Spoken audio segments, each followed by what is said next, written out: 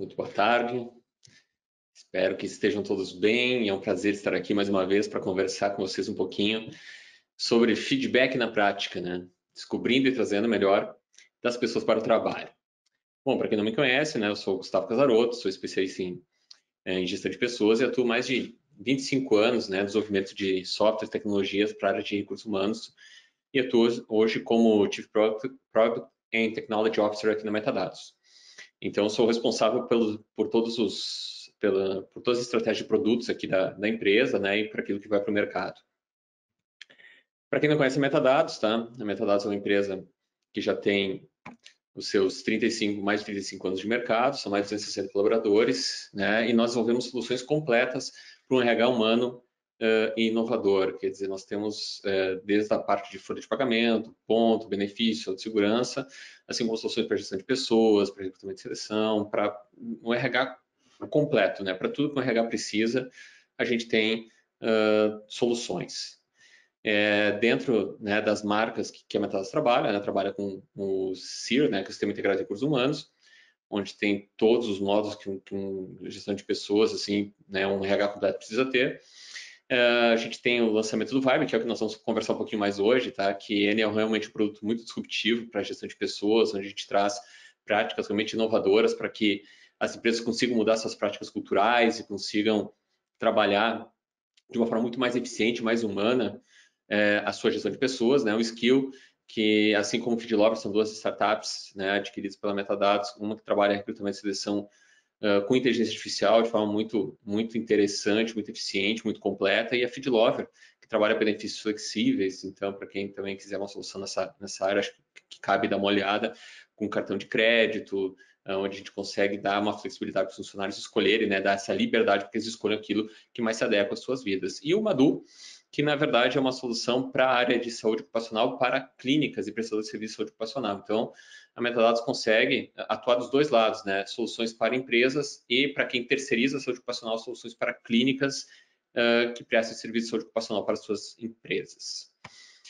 Bom, mas a ideia aqui é falar sobre feedback, né? A gente começar a conversar sobre feedback, entender um pouquinho mais sobre essa palavra, né, que nos acompanha na área de gestão de pessoas há tantos anos, há muito tempo, né? Talvez vieram, eu brinco, né, que vieram os dinossauros, em seguida já vieram os feedbacks, né? E talvez, né, assim como os dinossauros foram extintos, né, o feedback também está chegando a esse ponto, não vou dizer ser extinto, mas de ser revisto, né, revisto completamente.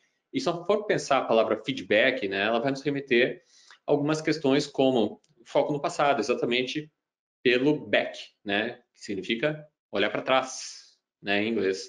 Então, a ideia seria, olhamos para trás, analisamos alguns comportamentos, alguma coisa que aconteceu, e a partir disso, a gente alimenta, que é o fit, né? Dando insights, opiniões e conduzindo essa conversa no intuito de fazer algum tipo de melhora, né? Ou de dar algum tipo de orientação para a pessoa que recebe, para que ela melhore alguma coisa que ela fez no passado.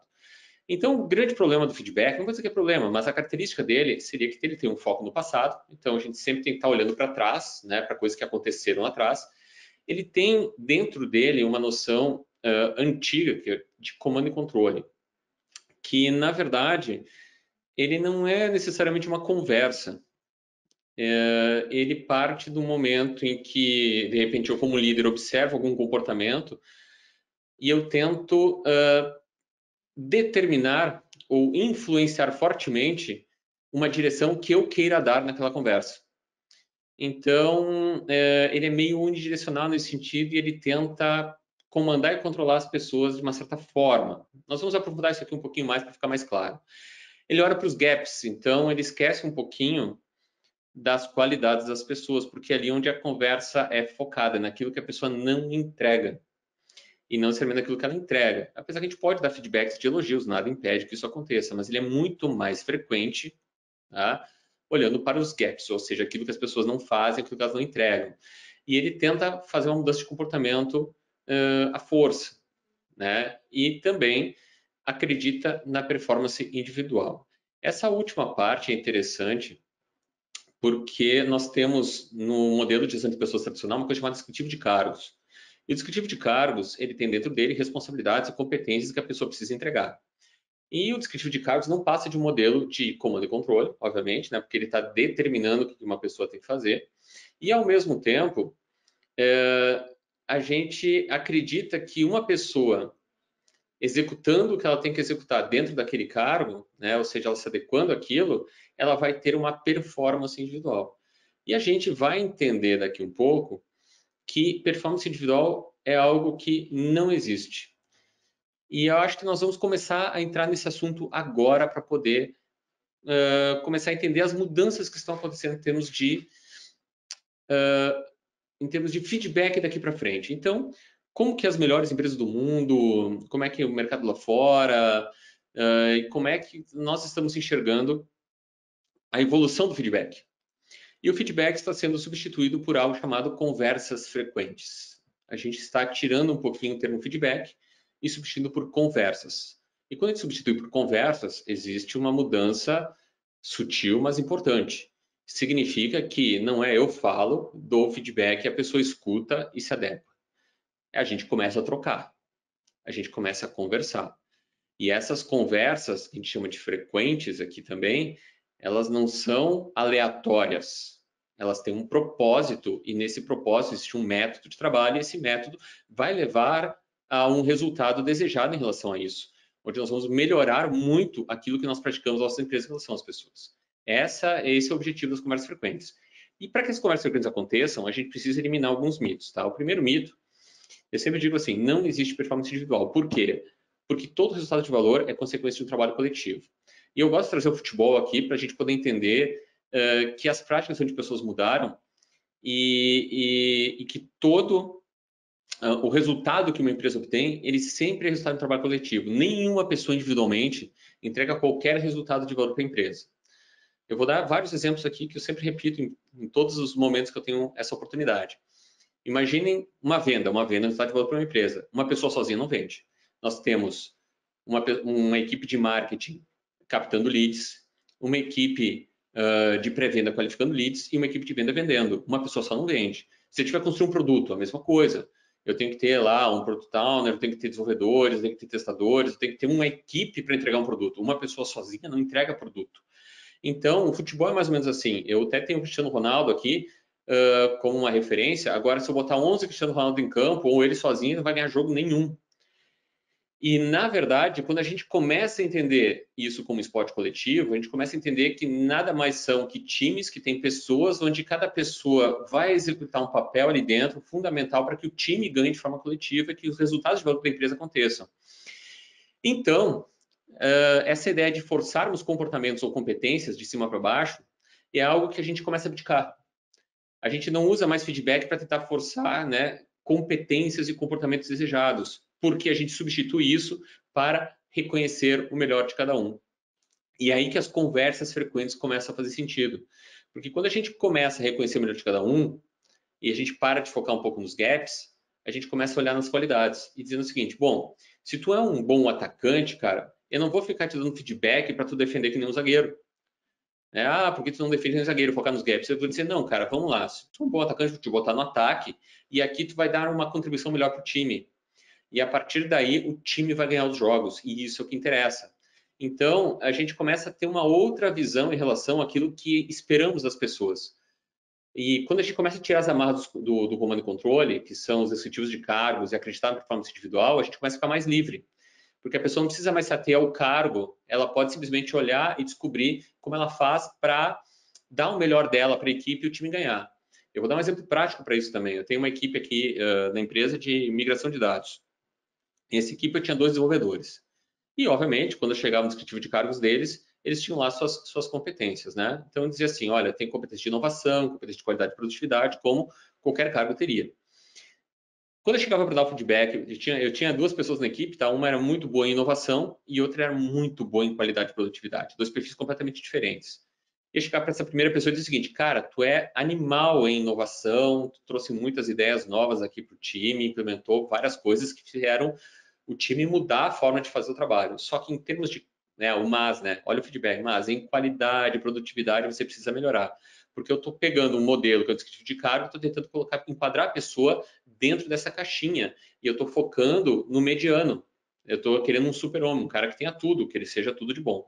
Se eu pegar do outro lado, a outra pessoa, eu diria assim, cara, tu é maravilhosa em qualidade de produtividade, não tem ninguém que chega nem perto do que você faz. No entanto, né, em termos de inovação, você não dá ideias novas e tal, e eu também estou tentando pegar o zagueiro e transformar como atacante, e atacante transformar em zagueiro. Quando a gente larga a mão disso, a gente começa a olhar e dizer assim, cara, larguei. Não vou mais fazer esse modelo descritivo de cargo, não vou dar mais feedback individual nesse sentido de buscar forçar comportamentos de desenvolvimento que não interessam. Eu vou tentar reconhecer o melhor de cada um. E quando reconhecer o melhor de cada um, era mais ou menos assim. Cara, tu que é bom em inovação, faz tarefas de inovação, tu que é bom em qualidade e produtividade, faz tarefas de qualidade e produtividade, e como time a gente ganha o jogo.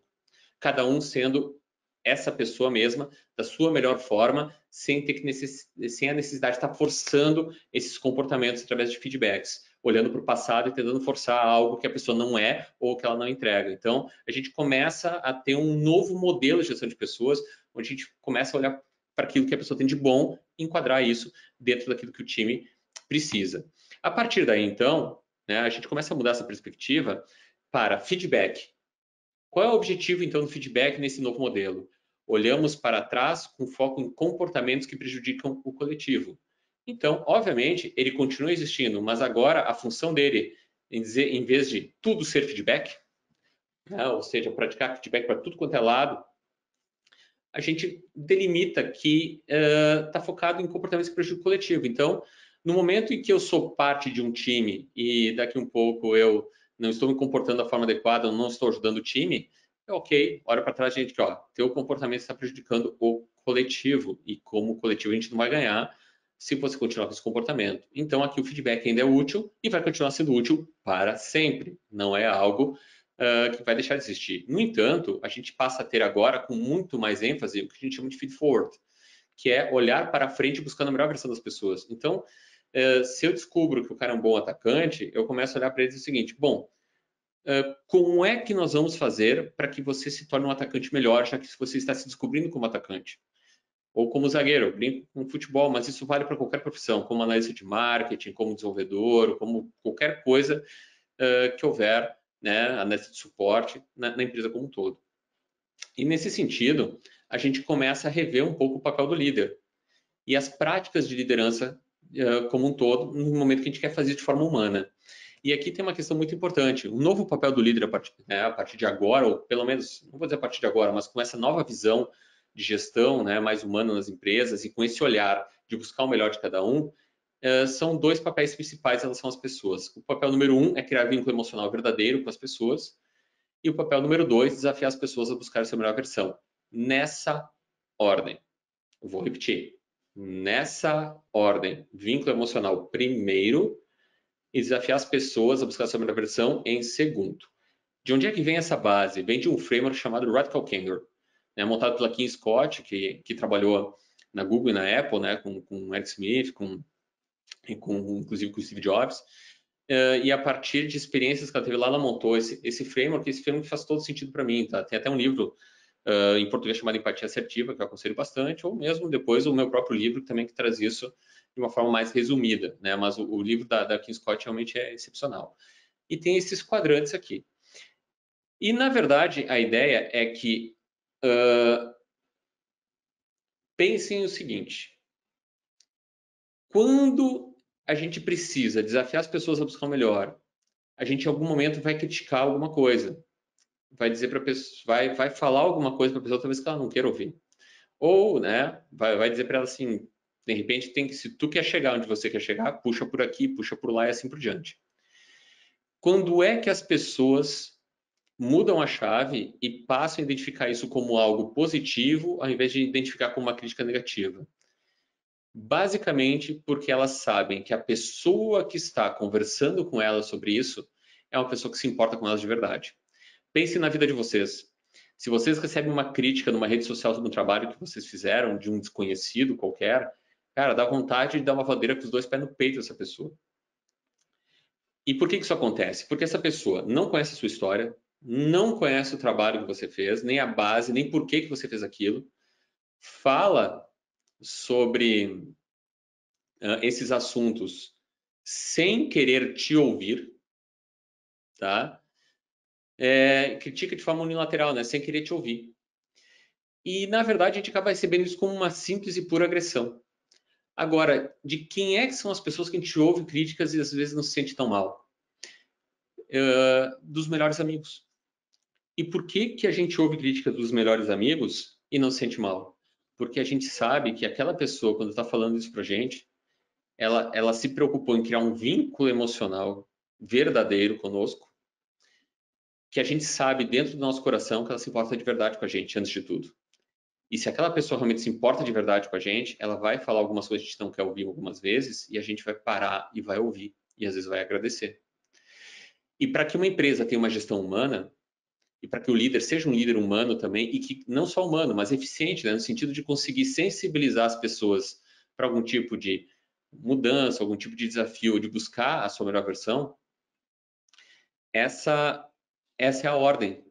Porque no momento em que, se vocês olharem aqui no gráfico, né, que eu não tenho um vínculo emocional verdadeiro, que é aquela linha vertical ali chamada Care Personally, e eu desafio a pessoa a buscar o seu melhor, ele entra naquele quadrante da agressão obsessiva, ali, na obnoxious aggression, tá?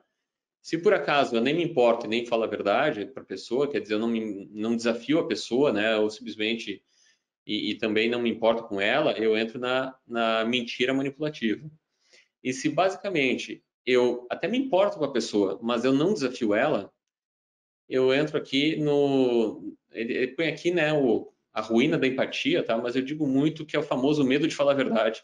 Sabe aquelas pessoas que ficam dourando pílula, inventando, tu diz, pô, cara, eu quero evoluir, a pessoa não fala nada para ti, porque ela tem medo de te magoar, ela tem medo de te machucar, então tem medo de falar a verdade, é por aí. Então, um líder, ele tem que saber que ele tem essas duas atividades, no momento que ele quiser liderar pessoas, e que ele vai ter que executar isso nessa ordem, tá? Se ele quiser realmente ter uma liderança humana.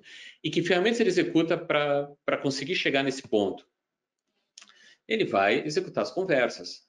E ele tem que entrar no papel que a gente chama de coaching.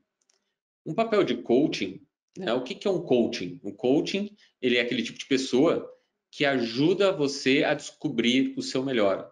Então, o protagonista é o liderado pelo próprio desenvolvimento dele e para onde ele quer chegar. Ele tem que determinar aonde ele quer chegar, quais são os seus objetivos de vida, quais são os seus objetivos profissionais e o que ele vai e como ele vai se desenvolver para poder chegar lá. E é um processo de descoberta, porque a pessoa está tentando descobrir quais são as suas principais competências, naquilo que ela é melhor. E cabe ao líder estar proporcionando momentos para que essa descoberta aconteça. E conversando muito com essas pessoas para que elas consigam descobrir, consigam seguir esse caminho. Por isso o termo coaching. Porque o termo coaching vem bem nesse sentido. E o coaching, aí a gente abandona a questão da imposição, do exercício de poder, aquele feedback onde eu mando e digo o que a pessoa tem que se desenvolver. Olha, pelo tipo de cargo, falta você ter qualidade e produtividade, então você vai se desenvolver nisso. Eu estou mandando, eu estou determinando, mas, cara, quem sabe não tem um outro tipo de atividade que a pessoa é melhor e lá pode gerar uma contribuição melhor para o time. Quem sabe ela mesma não descubra isso ou descubra a sua carreira, onde ela quer ir, onde ela quer se desenvolver. Por isso que essa determinação nesses novos modelos de empresa é muito mais um líder como um cara que apoia na descoberta, como uma bússola, mas quem pega uma pinha, põe a mochila nas costas e vai atrás é o próprio liderado. Nesse sentido, a gente tem algumas conversas temáticas, aí começamos a entrar um pouquinho no método, onde nesses temas de conversas a gente executa esse método nessa ordem. Então, vamos pegar aqui, temos 4 tipos de conversas: onboarding para carreira e comportamento. Se eu pegar a conversa de onboarding, ela tem 3 passos principais: compartilhar as próprias histórias, conhecer os sonhos das pessoas e ter um acordo da primeira entrega. Esse aqui é um método simples de uma conversa de onboarding. Por que ela é assim? O que é uma conversa de onboarding? Pense em uma pessoa que recém entrou na empresa agora e imagina o nível de insegurança que essa pessoa tem. Entrando numa empresa nova, não conheço ninguém, não sei como essa empresa funciona, né? Preciso ser recebido. Aí o líder senta com ela e diz assim, cara, me conta a tua história. Quando a pessoa conta a própria história, ela deixa de ser um número e passa a ser um ser humano. Quando eu digo compartilhe as histórias, eu como líder eu também compartilho a minha história, porque eu também sou um ser humano. A partir desse momento, a gente começa a compartilhar crenças. E compartilhando crenças, a gente começa a criar vínculo. Conhecer os sonhos das pessoas, onde você quer chegar, o que você quer fazer da vida, sonhos profissionais e pessoais. Pô, eu estou me interessando pela pessoa que está ali comigo. E a partir do momento que eu conheço o sonho dela, eu também posso tentar direcionar, ajudar ela a direcionar para o sonho dela e para aquilo que a empresa precisa também. E ela também passa a ser um ser humano e agora eu estou me importando com o sonho dela. Então ela começa a me ver como uma pessoa que, pô, tá criando vínculo com ela, tá parando para ouvir. Cara, teve empresas que começaram a praticar isso, que eu apresentei um modelo, e o cara dizia assim para mim: olha, Gustavo, eu estou trabalhando com uma pessoa que há mais de um ano eu não sabia o nome da esposa, não sabia se tinha filhos, se tinha cachorro, nada. Agora que eu descobri. Um ano. Então, a gente começa a ver como é importante ter esses momentos e um método para que esse tipo de coisa não se esqueça, para que o líder pense, cara, eu preciso conhecer essas pessoas, que elas são seres humanos, e conhecer a história é o primeiro passo, né? Aí cada um deixa de ser um número e passa a ser um ser humano. Então aqui tem até um exemplo aqui de uma conversa de onboarding, né? Onde a gente agradece um pouco por ter compartilhado a história, por exemplo, que passou com um filho. Cara, eu tive relatos assim nessas conversas de onboarding incríveis, desde acidentes de carro, onde primo morreu, pessoas que sofreram abusos, pessoas que tiveram negócio e quebraram negócios antes de vir trabalhar. Cara, é muito legal, assim, é algo que também se torna muito gratificante para o líder poder ter esses momentos, né? Porque tu acaba ouvindo histórias incríveis e tu começa a entender muito mais o papel humano que o líder tem e, inclusive, de inclusão, né? De dar um significado maior para a vida do que somente busca de resultados, tá? A gente influencia muito, né, a vida das pessoas e dá muitas oportunidades com o trabalho e é muito legal de ouvir essas histórias e conhecer as pessoas mais a fundo. Assim, a gente começa a respeitar muito mais e a gente fica naturalmente mais humano. Em seguida, a gente tem a conversa 1 para 1. Conversa 1 para 1, ela é uma conversa que normalmente, assim, ela deveria ocorrer minimamente por mês, uma vez por mês, tá? Agora, eu costumo praticar uma vez por semana, né, com os meus liderados diretos. E são conversas de 15 a 30 minutos sem pauta. A pauta é da pessoa. Eu sento com ela e digo assim, cara, e aí? O que tá pegando? Como é que tá a tua vida? Fala. Tô aqui para te ouvir. Tô aqui para te ouvir. E, cara, vem de tudo, desde gente que tá construindo casa, gente que tá querendo ter filho, gente que tá pensando em fazer alguma viagem, gente tá pensando... Aí também os problemas do trabalho da semana, problemas com colegas, problemas com clientes, problemas que estão acontecendo como um todo. Então, a gente tá ali para ouvir, a gente ajuda a clarificar algumas ideias. Às vezes a pessoa tem uma ideia muito incipiente, ela tem vergonha de abrir para um grande grupo. Pô, ali é um lugar seguro para clarificar. Joga bobagem, não tem problema. De repente a gente vai dali, vai destrinchando até a ideia amadurecer um pouquinho para poder apresentar para um grande grupo. E ajuda a remover obstáculos. Quer dizer, se tem alguma coisa atrapalhando, cara, estou aqui para ajudar a remover e para fazer o trabalho fluir. E isso é legal porque o termo frequente, vocês já ouviram algumas vezes, agora estou falando de frequências mensais de conversa, vocês imaginem, né? Qualquer empresa que eu conheço hoje em dia, tá? Um dos maiores custos que existem são custos com pessoas. Quer dizer, onde a empresa mais investe. E às vezes as empresas não gastam 15 minutos, 30 minutos, às vezes um mês, para sentar e ouvir essas pessoas. E cuidar dessas pessoas um pouquinho. Então, o objetivo aqui realmente é manter o vínculo emocional. O vínculo emocional, ele somente é criado com frequência. Imagine eu ter uma grande conversa com você hoje e ficar um ano sem conversar contigo. Acabou-se o vínculo emocional. Eu sumi da tua vida. A gente só cria vínculo emocional com que a gente compartilha frequentemente momentos e conversas. Aí o vínculo acontece, porque ali a confiança vai existir. E então é importantíssimo que essa frequência seja mantida para que o vínculo seja mantido. Porque a partir desse momento que tu tem vínculo emocional, você garante o direito a desafiar as pessoas. A pessoa te dá esse direito pela confiança depositada na relação. Então, aqui, só para você ter uma ideia, uma conversa 1 para 1 simples, normalmente não tem muitas coisas. Eu simplesmente registro pautas de coisas que a pessoa me falou. Bom, saber que conseguimos melhorar a qualidade das entregas do produto. Pô, não conseguimos terminar a funcionalidade no prazo, deu um problema, conversa com o cliente, ajuda, se precisar de ajuda, eu faço, te ajudo. Né? Espero que o pai seja melhor, voltou do hospital, teve gente que teve pai no hospital na semana, foi para o hospital, fez cirurgia, a gente está ali acompanhando, entra tudo na conversa 1 para 1, ela é muito aberta. E o objetivo muito é de fortalecimento desse vínculo emocional. Tá? Também ocorre em questão de desenvolvimento pessoal e profissional, claro que ocorre, ela é muito aberta, mas o vínculo emocional é mais importante. No momento que a gente tem vínculo emocional, a gente começa a entrar numa outra questão chamada conversa de carreira. Aí a conversa de carreira, ela sim, ela tem um objetivo específico de fazer com que a pessoa busque o seu desenvolvimento. Aí que é o desafio, aí entra a segunda etapa do processo. E uma conversa de carreira, por exemplo, se eu entrar dentro do Vibe, como é que ela funciona? A gente entra numa conversa de carreira, a primeira pergunta que a gente faz para as pessoas é: quais são os seus objetivos pessoais e profissionais de longo prazo, nos próximos 12 a 18 meses? Quando a gente faz essa pergunta, vocês não têm ideia, mas muitas e muitas vezes eu tive pessoas que me agradeceram muito e assim, cara, nunca parei para pensar nisso. Imagina escrever. Obrigado pela oportunidade de me perguntar isso. Eu não entendia isso. E no momento que a gente define os objetivos pessoais e profissionais, a gente entra numa segunda etapa, que é o planejamento e desenvolvimento das competências.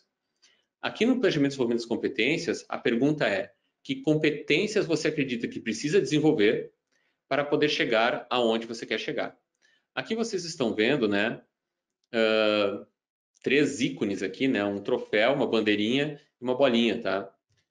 E tem ali embaixo uma barra chamada conhecimento, aplicação e hábito. Em termos de desenvolvimento de competências, a gente tem o conhecimento, que é aquela fase onde a gente busca entender a teoria daquela competência e as suas aplicações práticas na vida real. Então, é no momento que eu vou fazer um curso, que eu vou fazer uma pós-graduação, que eu vou estudar um livro, ver vídeo no YouTube, vou em evento. Por quê? Porque eu estou buscando conhecer a teoria, no caso aqui de gestão de produto, por exemplo. Quando eu entro em fase de aplicação, eu começo a aplicar dentro da empresa, de forma frequente e consciente, essa competência. Aí eu já saio um pouquinho da fase conhecimento acadêmico, digamos assim, e começo a entrar na prática. E quando eu chego em hábito, é porque eu tenho um grande nível de autoconfiança na execução daquela competência e já executo de forma automática, sem precisar pensar. É aquele tipo de trabalho que larga na tua mesa e tu faz, não precisa nem pensar, tu já sai e faz. Então, porque isso já encapsulou essa competência em hábito. Isso é muito legal, porque isso aqui foi puxado das empresas de tecnologia da Índia. Eles usavam muito esse tipo de régua, e ela já passa a mensagem para todas as pessoas dizendo o seguinte: não me interessa muito o teu currículo, tua pós-graduação, tua graduação, não sei o que, se ela não for aplicada na empresa, não tem valor. E se você quiser chegar aonde você quer chegar, quer dizer, alcançar seus objetivos profissionais, pessoais, você vai ter que aplicar essas competências na prática. E aqui, o que acontece? A gente vai arrastando aqui, tipo assim, o troféu seria o longo prazo. Então, no longo prazo, lá na frente, que nível, até onde você quer desenvolver essa competência? Eu quero desenvolver lá em hábito. Tá bom. Tudo bem que lá na frente você quer ser um Power Master gestor de produto. Mas o que nós vamos fazer? Primeiro passo, nos próximos 3 meses, que é a bandeirinha. Primeiro passo. E em que nível você está hoje? Que é aquela bolinha. Então, basicamente, a gente tem o nível atual, a bandeirinha que diz o próximo passo e, no final, o troféu que me diz onde eu quero chegar no longo prazo. E um plano, né, com ideias para o desenvolvimento dessa competência. O pessoal pergunta: Gustavo, tá, mas e se a pessoa mentir? E se ela achar que ela está mais na frente do que realmente ela está aqui e tal? Eu digo, cara, não importa, porque o desenvolvimento de competências, ela não é fim, ela é meio. O fim é melhorar a contribuição para o time e fazer com que o time obtenha performance. Então, nós vamos começar a descobrir se lá na frente o time obtém performance e se a contribuição da pessoa realmente está aumentando. E não adianta querer controlar os meios, porque, na verdade, não tem um ET que possa descer, né, aqui agora, da sua espaçonave, e dizer qual é o nível de competência que eu tenho, qualquer pessoa tem em qualquer coisa, em liderança, gestão de produto, seja o que for. Então, nesse caso, por ser algo praticamente impossível de medir, até porque o mundo inova tão rápido que aquilo que eu acredito que seja agora, daqui a um pouco outra pessoa já inventou outra forma de fazer e eu nem sabia, eu vou indo para sempre, frente para trás com isso sem parar. Assim, ó, e as formas de aprender são tão infinitas, os modelos de conteúdo são tão infinitos, que basicamente é um esforço inglório e ineficiente tentar controlar os meios.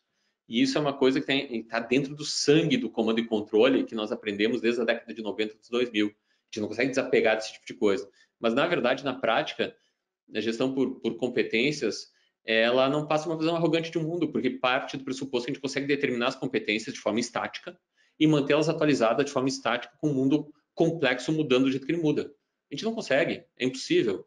E sendo impossível, para de querer controlar isso, vamos controlar o fim. E como é que funciona isso em termos de fim? Quando eu vou ter a segunda conversa de carreira daqui a 3 meses, por exemplo, com aquela pessoa, a gente já muda um pouquinho o processo. A gente faz uma avaliação das competências. Assim, olha lá, vamos lá.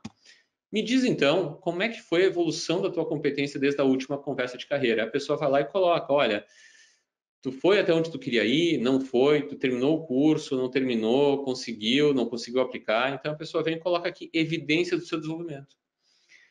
Tá? E ela se dá uma autoavaliação de comprometimento com o próprio desenvolvimento dela, para ver se ela está encontrando o ritmo de desenvolvimento adequado da sua competência.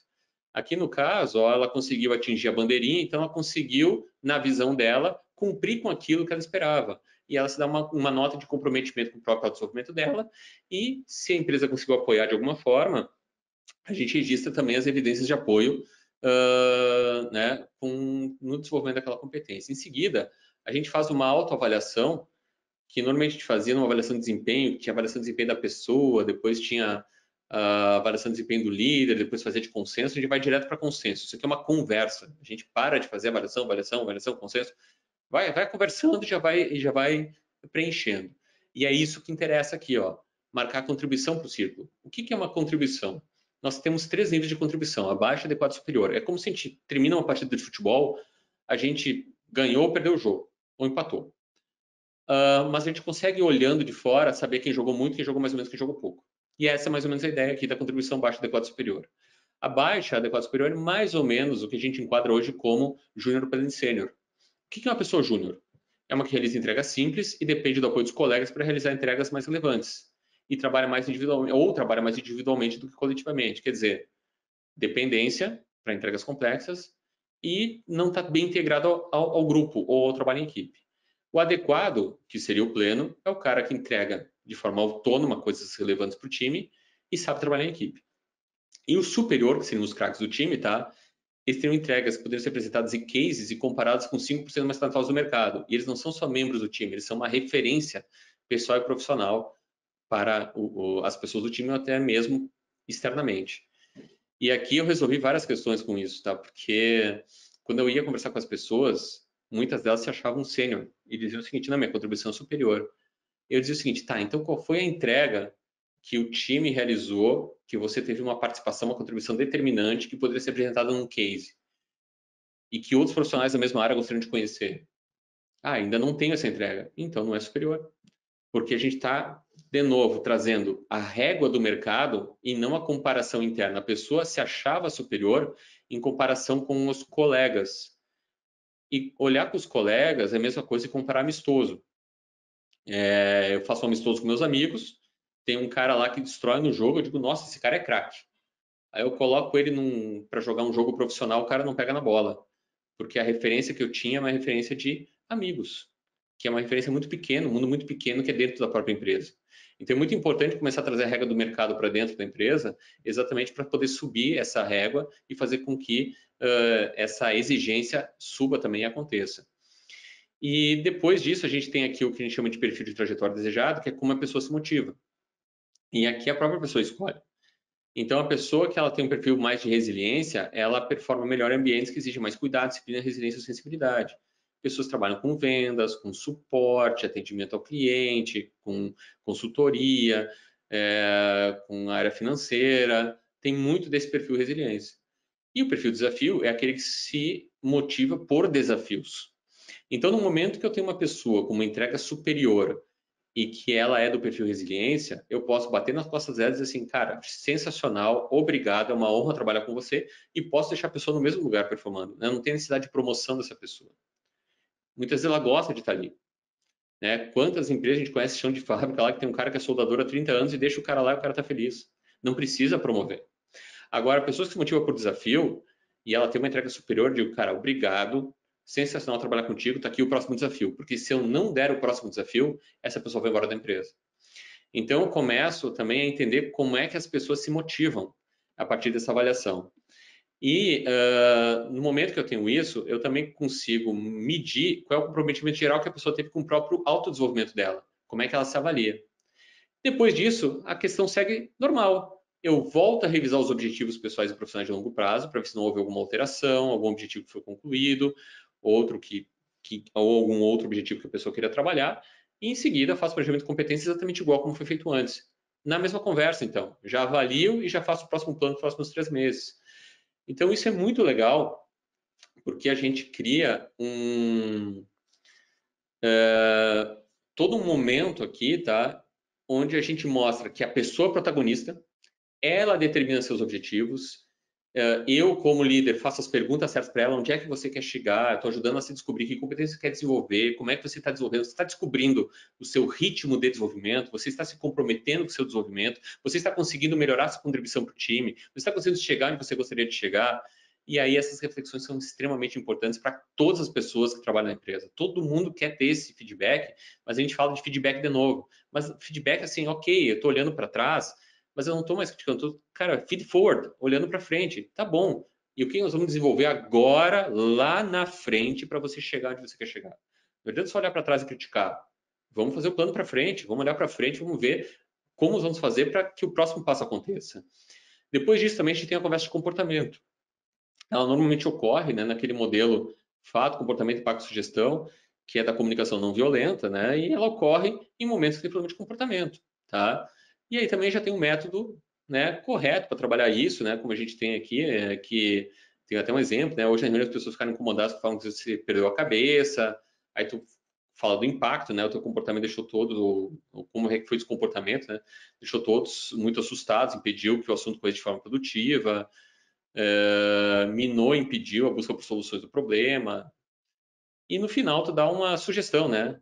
Se concorda que foi um erro, te aconselho a buscar consertá-lo, escrevendo um e-mail, algo para se retratar a todos formalmente, se desculpar, se colocar à disposição para resolver o problema de verdade, uma nova oportunidade. Então, tu tem todo um método de trabalho também para conduzir as pessoas, aí sim, no feedback de comportamento que prejudica o coletivo. E também tem esse método aqui dentro do produto.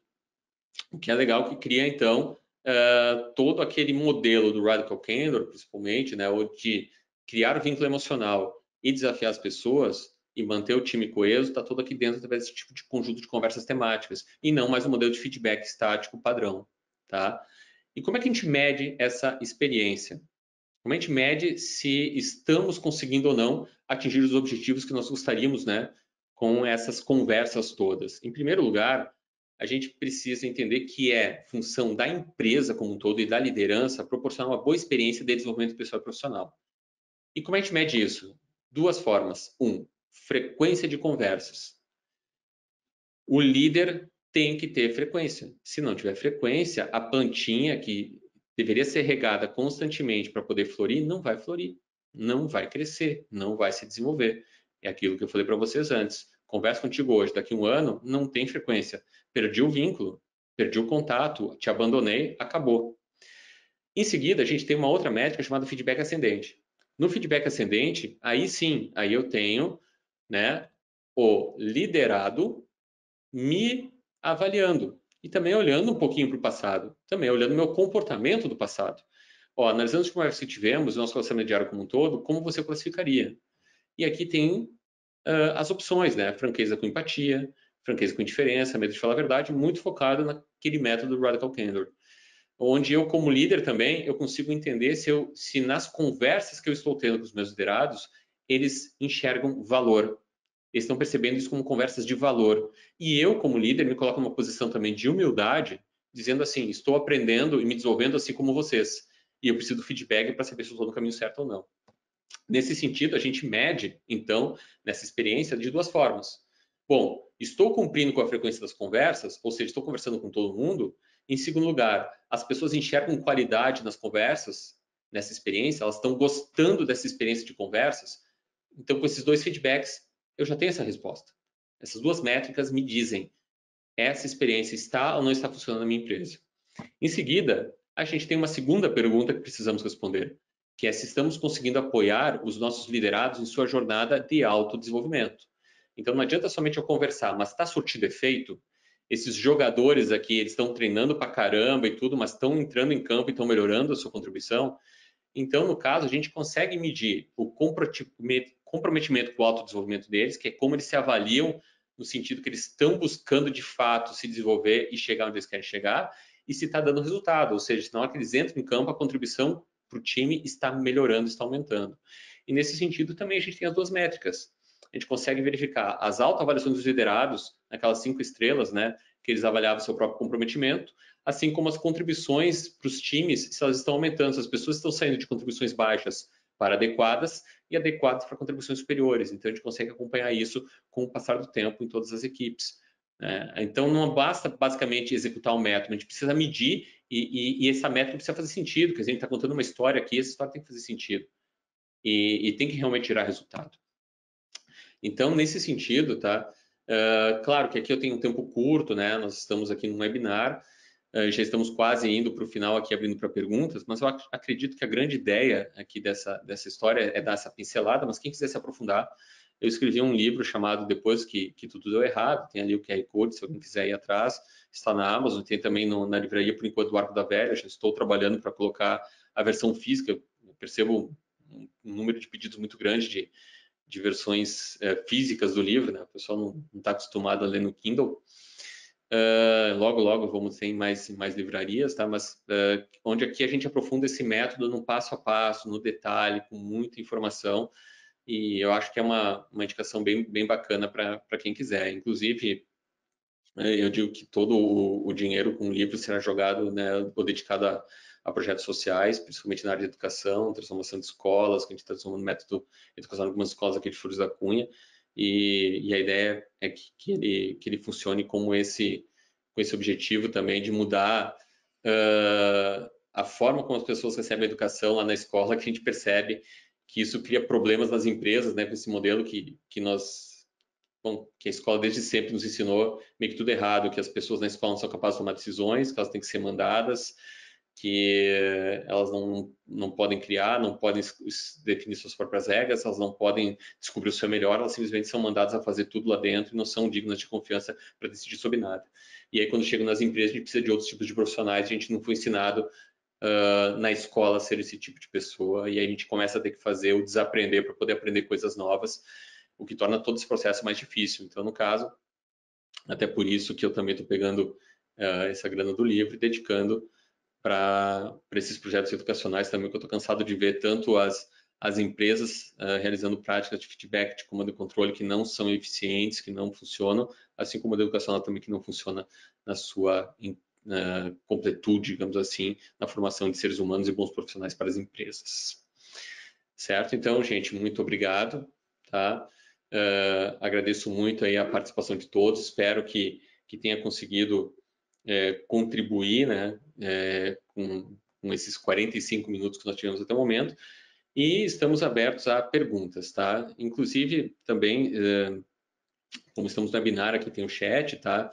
Se alguém, por acaso, tiver interesse em conhecer melhor o Vibe, conhecer o produto, a gente tem a nossa equipe aqui completamente à disposição, fazer avaliação gratuita, né? Só coloca eu quero ali no chat, o pessoal entra em contato, né? Conversa com vocês, como eu falei, sem compromisso nenhum, tá? Realmente com vontade de conhecer, se aprofundar, fiquem bem à vontade, porque a nossa missão aqui é mudar bastante, né? A forma como as empresas fazem a sua liderança, fazem a sua conversa, gerar algo muito mais simples, mais eficiente e que realmente leva as empresas para um outro nível de cultura e outro patamar. Eu estou cansado de ver um mundo corporativo tão doente e seria tão simples mudar, se fosse ver, né? Com algumas ferramentas simples, um líder consegue fazer um trabalho de liderança muito bom sem ser um super-herói. E eu acho que essa é a missão nossa daqui para frente, tá? De começar a levar esse exército do bem para dentro das empresas. Mas vamos às perguntas aqui, tá? Qual o primeiro passo para criar uma boa cultura de conversas na empresa? Bom, eu diria que basicamente é a empresa decidir que pessoas são importantes, ok? E na hora que decidir isso, fazer alguma prática que seja coerente com isso, que seja começar a conversar. E conversar nesse sentido, cara, me conta a tua história, de onde é que tu veio, como é que é a tua vida, deixa eu te conhecer e começar a conversar frequentemente com todo mundo. É o mínimo, é o primeiro passo. Se fizer só isso e nem focar tanto em desenvolvimento no primeiro momento, focar mais em vínculo emocional mesmo, né, em interesse genuíno, e eu digo assim, cara, o líder ele não é chefe. Pensa um técnico de futebol. Vocês acham que ele é chefe dos jogadores? Eu digo assim, eu nunca vi um técnico de futebol conseguir demitir um jogador na vida dele. Nunca vi. Então, nesse caso, eu acredito que a primeira questão é exatamente essa, não é chefe. Não sendo chefe, cara, vamos vamos conversar. Vamos conversar. Senta, decide, vamos conversar. Pega esse webinar aqui, mostra pro teu chefe, mostra pros teus líderes, cara, vamos começar a conversar. E a partir daí tu começa a mudar a cultura. E depois, aos poucos, vai implementando outros tipos de conversa também, se for o caso. Ou mesmo pega o Vibe e começa, tá? Porque a ideia do Vibe também é isso, né? É levar um método e uma ferramenta para dentro da empresa para que a cultura mude. Então, compra o Vibe, também é outra dica. Vamos lá. Uma justificativa que ouço das lideranças para não participar do one-on-one é que não querem ouvir choradeira e reclamação do colaborador. Aí fica difícil, né? Verdade, cara. Verdade. Agora, o seguinte. Por isso que é interessante um método, porque a choradeira, ela se dá no momento que tu tem muito comando e controle, ou seja, a empresa querendo determinar e a pessoa reclamando. E ela dizendo, porque eu não posso isso, porque eu não posso aquilo, porque eu não posso isso, porque eu tenho uma ideia, não posso, não posso, não posso. Inverte a lógica. Porque no momento em que tu começa a fazer conversa com ele, começa a perguntar para a pessoa onde ela quer chegar, o que ela vai desenvolver para chegar onde ela quer chegar, ela vai se tornando protagonista. Quem é protagonista não é vítima.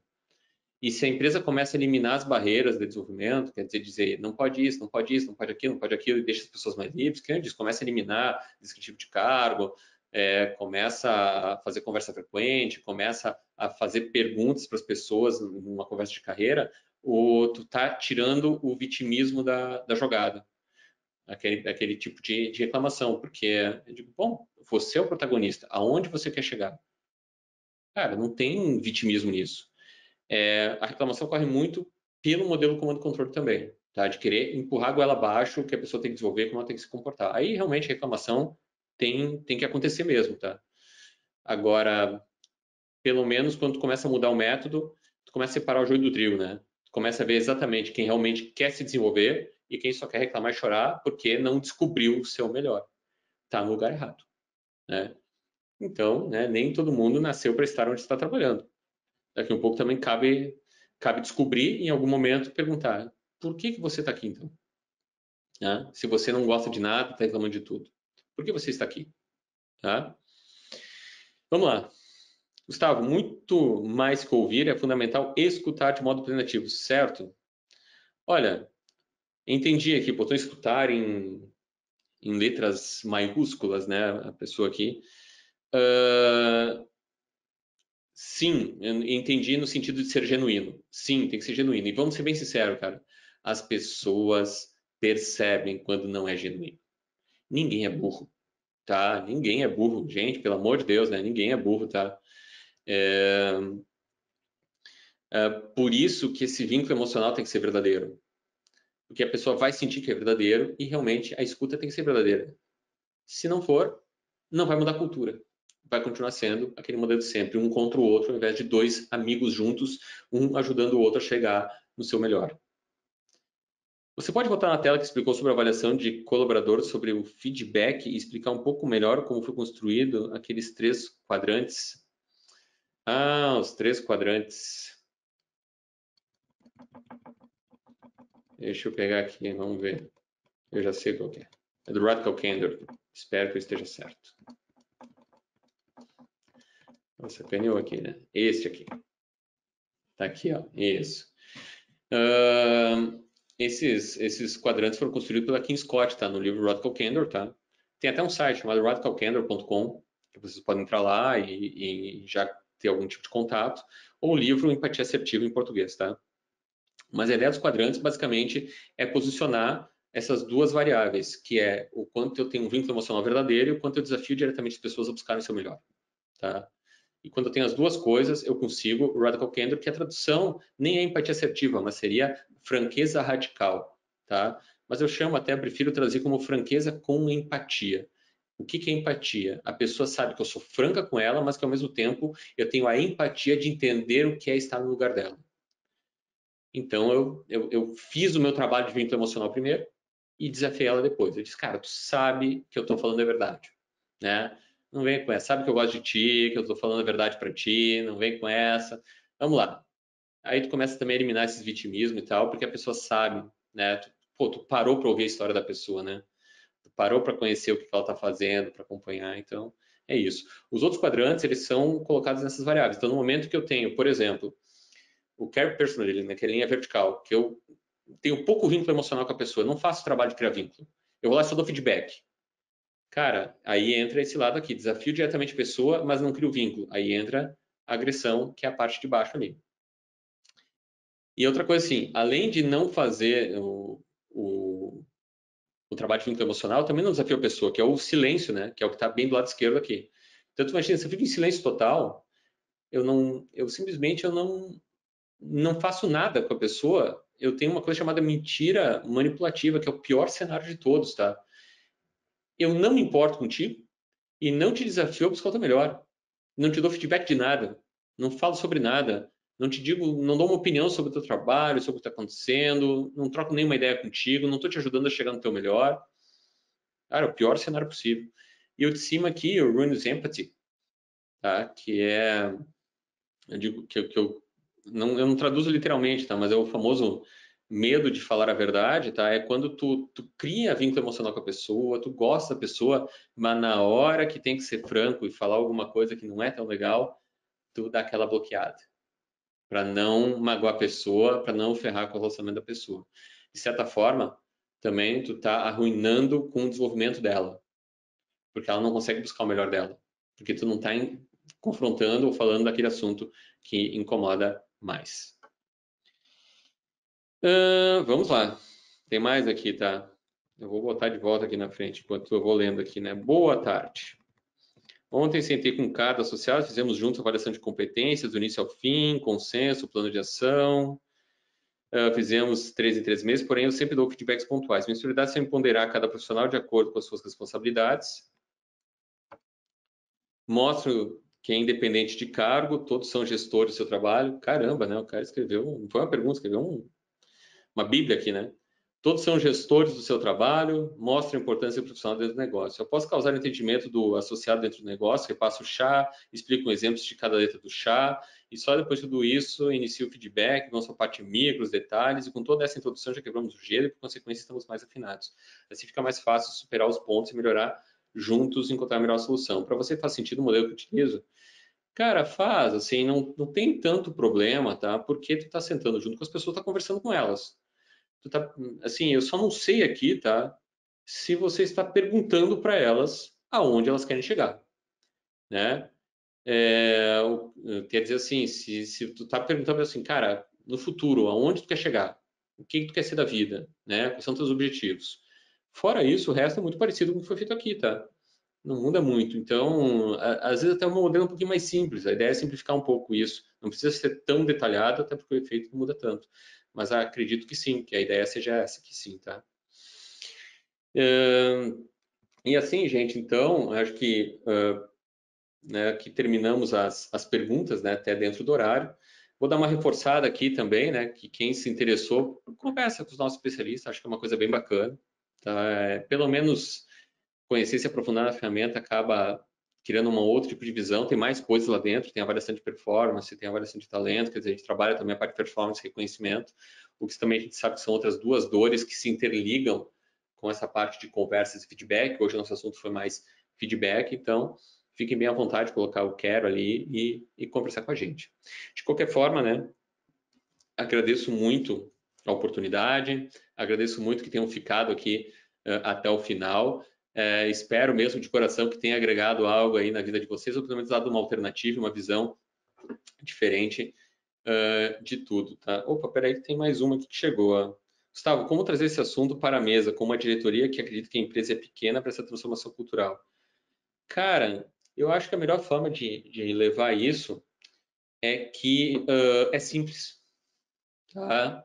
Olha, tem um método de trabalho que é simples, e se a gente começar a executar agora, não vai criar um custo, não vai criar uma burocracia na empresa desnecessária, e quando a empresa crescer, ela já está preparada.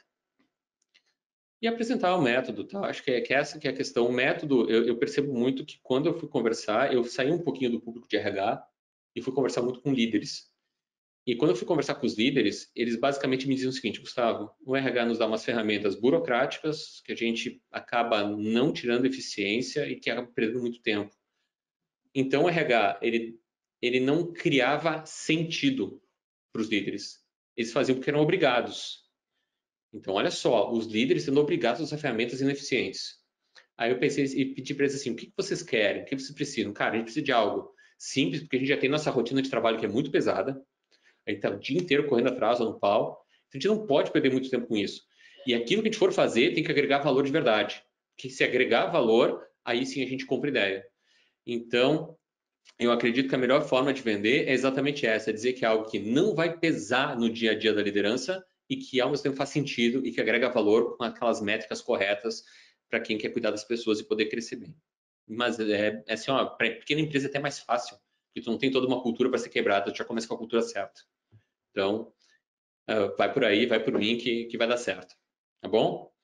Então tá, gente. Acredito que essa aí seja a última pergunta, né? Mais uma vez, grande abraço, tudo de bom, né? Um beijo no coração aí e que tenha uma ótima semana e ótimos meses e que consigamos juntos aí criar um exército do bem para superar esses desafios na gestão de pessoas e fazer tudo de uma forma mais eficiente e mais humana. Tá bom? Um grande abraço aí, tudo de bom. Valeu.